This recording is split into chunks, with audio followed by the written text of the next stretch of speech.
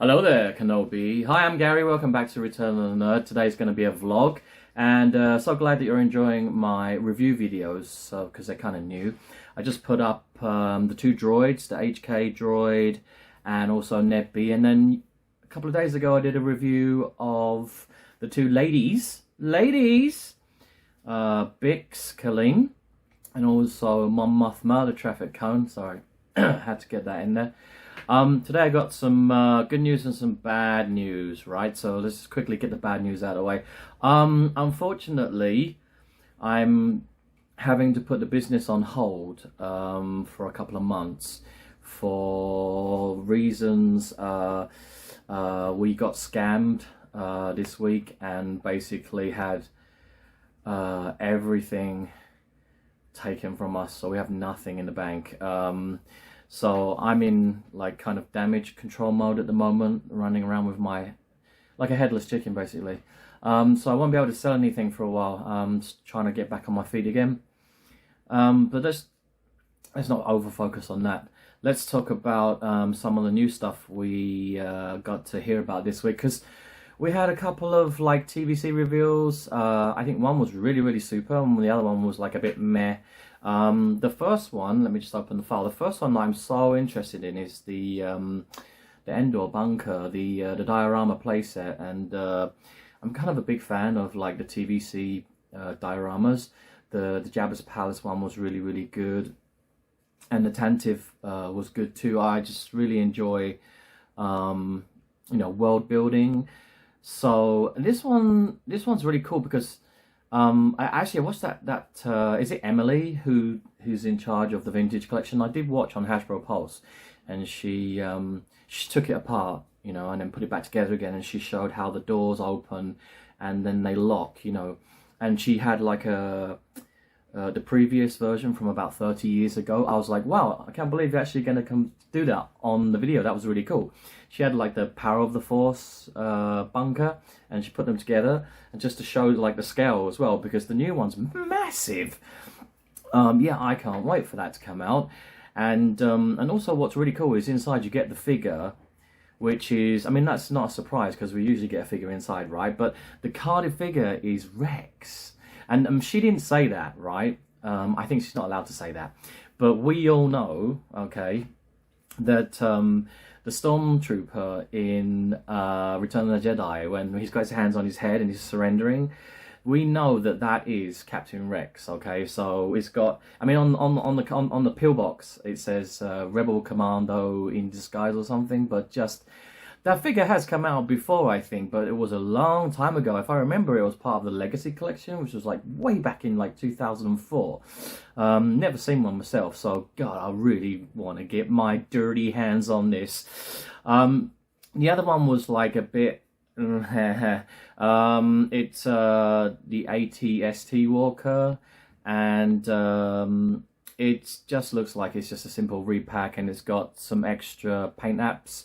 Like, I know that there's some like mud painted onto the feet. Apart from that, I don't really understand what's different about it. It comes in a package that says it's the Return of the Jedi anniversary. There's a Chewie. He's not on a cardback, and I think the Chewie is just like one that's been used before. It's not even like it's just been reused. So kind of a bit disappointed about that one, and the price is like quite high. And I want to read something that was posted on Instagram by Yakface, because it was just kind of summed up the mood and what everyone was thinking, but no one was brave enough, like, or had the balls enough to say it. But like let me just get it up here. I gotta find where it starts. Hang on. Okay, so it starts off with a screenshot from the movie where the ATST is going to collapse because the Ewoks have just unleashed it's a trap. There's like a bunch of logs that roll down the hill and then it falls down. He says the new TVC ATST collapsing under the weight of mediocrity. It says, "Vote with your wallets" is a phrase that is becoming all too common these days. As prices continue to rise, the responsible thing to do is to evaluate the value of our purchases, especially when what is being reoffered has so little newness. A decade plus old vehicle with a near 2 decades old figure for a price knocking on the door of $100 doesn't scream nostalgia as so much as nearsightedness, especially when it can't support its own weight, let alone that price point. Haven't these molds paid for themselves several times over due to their previous offerings? Question mark. Good point. Sure, there is that segment of the market that don't have this yet, as new collectors are engaging with this iconic expression for the first time, and in brackets, in parenthesis, or some other corporate speak. But can they honestly say this warrants that price tag? Surely they have sales data showing ATSD getting blown out at clearance in its previous iterations.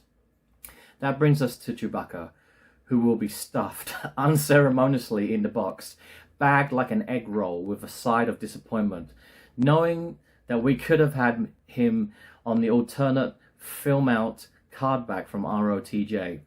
I wouldn't put it past the brand team to offer it later in the main line on that alternate card, and then again in parenthesis, wasting a figure slot, no doubt, and claim to have listened to the fans. So make yourselves heard and vote with your wallets. That's gonna flop, man. That's not gonna be successful, because I think that most, like he said, like most collectors have an ATST vehicle in their collection anyway, because it's come out so many times, and also like with the price point being like almost $100, and there's not really much in terms of newness about it. I mean, I would rather to go back and get the there was the ATST Walker from The Mandalorian in season 1, when Din Djarin, he lands on that planet. You know, he's trying to keep a low profile, and he's with baby Grogu, and then he meets the villagers who are being terrorized by the local pirates who have gotten hold of some Imperial equipment, one of them being a very large ATST Walker. That came out in the TVC, which was like a really, really nice version, to be honest with you. That's one of my favourite versions. So I'd rather just go back and get that and then be done with it. Anyway, I thought that the Endor Bunker diorama was good, and thanks to at Bosk's Bounty for helping to share and reveal all those new images. And I think that that one will be like that will fly off the shelves, definitely, for sure. I'm still waiting for the new wave. That new wave.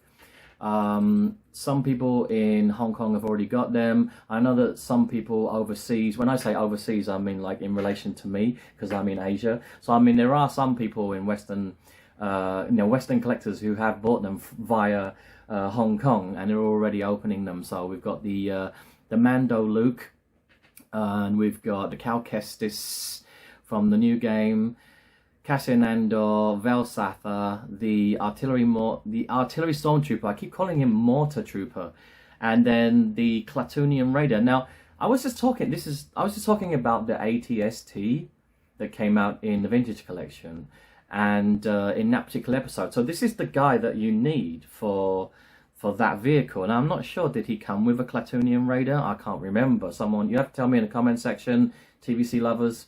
But yeah, I think he looks really... I like him and I like Luke, those two the best. So out of those 6 in that wave, you guys tell me which ones are like the ones that you feel are super hot. Okay, let's turn our attention to Black Series. The new wave I've pretty much sold out now. And again, like Cal Kestis and Luke were the top 2 figures. It was kind of... I wouldn't say there were any peg warmers, like there weren't any peg warmers, but the hardest one, or let's just say the last figure to sell out, was Mon Mothma. I hope my review video didn't have anything to do with that. I just didn't like that figure. I'm so sorry. It's just a traffic cone. You can go watch my review of it. I'm quite happy with all the other figures. I thought they were great, but I was just a little bit let down by Mon Mothma. I mean, she is one of the most important characters in the story, because she's going to eventually become the leader of the Rebel Alliance, you know, and she's in Rogue One and she's in, you know, the original trilogy as well. So it's like you could have at least made an effort on her figure. But I know there will be people who will disagree with me. That's okay. And there's some other people have already like pointed out that they don't mind, and they're gonna collect her anyway. So whatever floats your boat.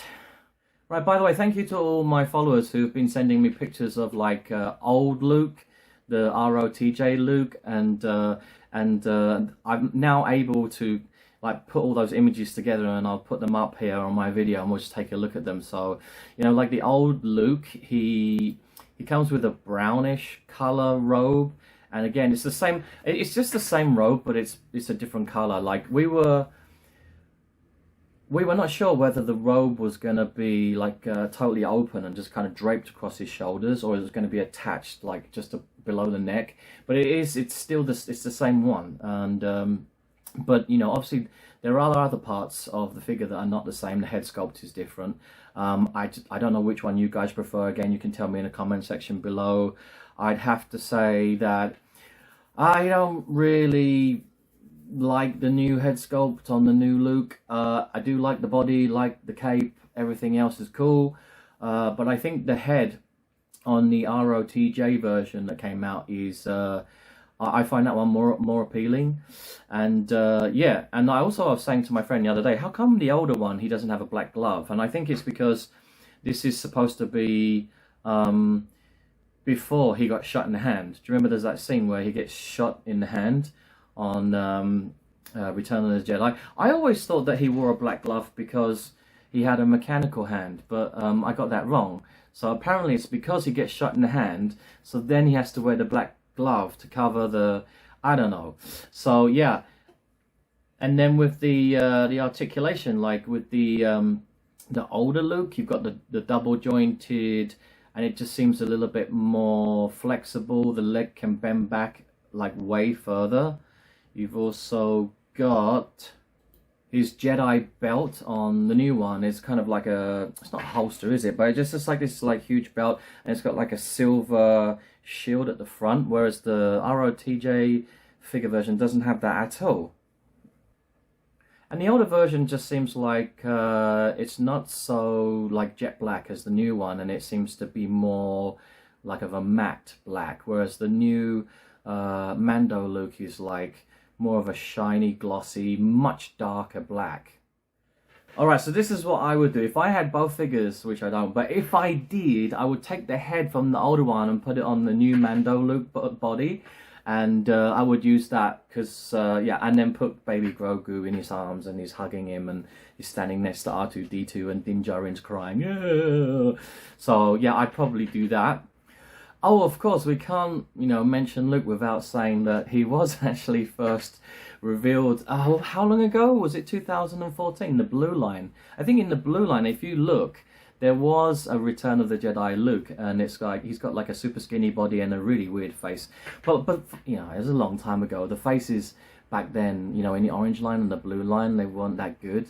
But yeah, I mean, people who have that figure, you'll know what I'm talking about. I think there was no cape at all.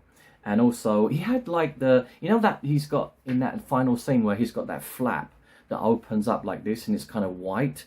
And I think that's on his Jedi, on his tunic as well. So there's actually there's 3 different versions now of the Return of the Jedi Luke.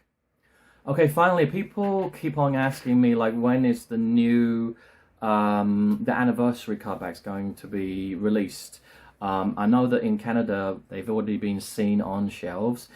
Someone's shared a picture of Boba Fett, you know, the Boba Fett from the Deluxe we got with he's got the flame accessories and the jetpack, and he's got the hook, and it looks brilliant. We've just got that from our wholesaler. It came up on the list just a couple of days ago, so we can go ahead and order it if we want to. So if you're looking for that, you can contact me and I'll let you know like the price point on it. But having said that, like at the moment, yeah, we're financially in trouble because we had our money stolen. So I just don't know what to do. So unless I take pre-orders and people pay me in advance. See, that's one of the things that I really didn't want to have to do, but now I've been forced into a corner. I might have to consider that option, just so that I can have a little bit of cash flow and keep my collectors happy. But I mean, most of you guys who follow me, you're not just like you know, fans of action figures. You're also my clients, my customers as well. So if I really appreciate any advice or any feedback that you can give me in the comment section below, okay, to help me get through the next couple of months, because I really love doing this. I want to continue doing it. I think, you know, if the worst comes to the worst and I have to, you know, shut down and close up shop, I'll still be running my YouTube channel and I'll still be collecting these figures because I love it. It's my hobby, it's my passion. I really, really enjoy it. So yeah, just bear with me. Okay, meme of the week. I'll leave you with Wookie Nuts' latest creation, which is 0 points of articulation, Marva Endor Black Series figure, and it's just a brick. Awesome. This is the way.